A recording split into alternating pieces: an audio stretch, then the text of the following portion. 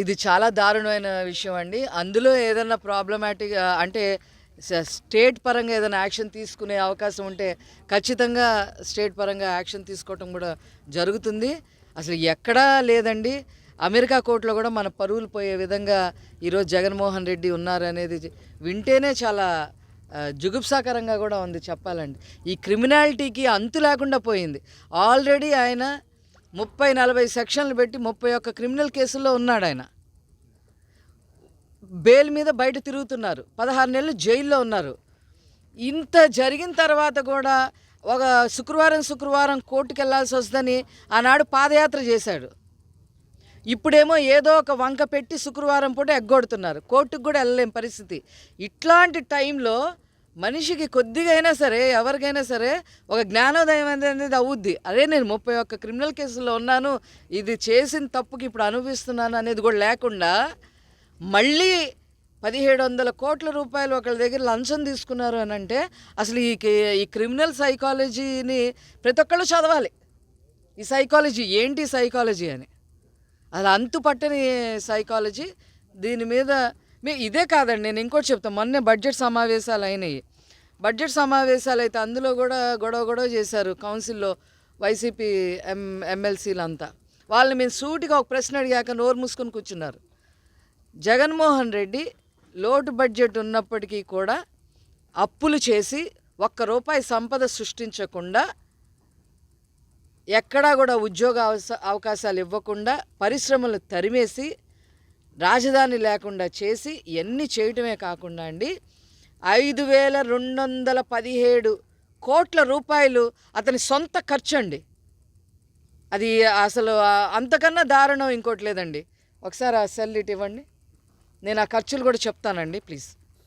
ఫెన్సింగ్కి అవ్వనియండి, ఫర్నిచర్కి అవ్వనియండి, egg పఫ్లకు అవ్వనియండి, వాళ్ళ foreign ట్రిప్పులు అవ్వనియండి, family ట్రిప్పులు అవ్వనియండి, ఏదన్నా కానివ్వండి, మొత్తం 5217 కోట్ల రూపాయలు ప్రజల సొమ్ము ఖర్చు పెట్టాడు. ఎవరిచ్చారండి ఈ అధికారం అతనికి? లిస్టు చదవమంటారండి? మీరు అవకాశం ఇస్తే చదువుతాను. ఒక్క నిమిషం అండి. పెన్ను పేపర్ల కోసం 9.84 కోట్లండి. అలాగే ప్యాలెస్కి ఐరన్ ఫెన్సింగ్ కోసం 12,85,00,000 సచివాలయాలకు రంగులు వేసి తొలగించినందుకు 3,000 కోట్లు.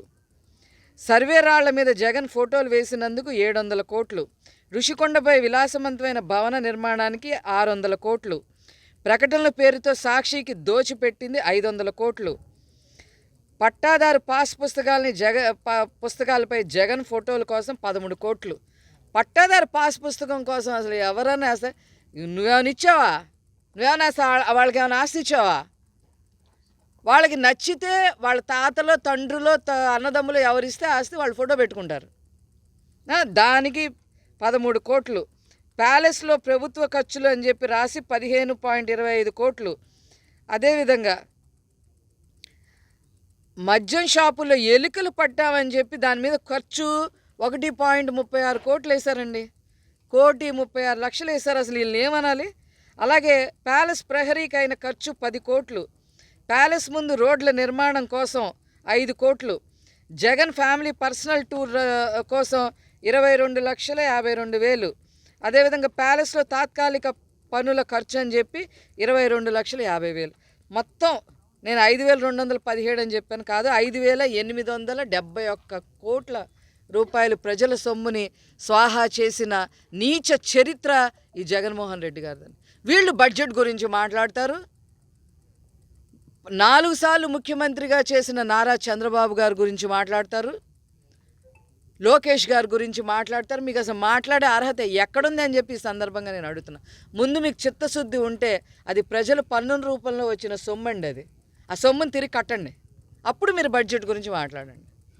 Thank you.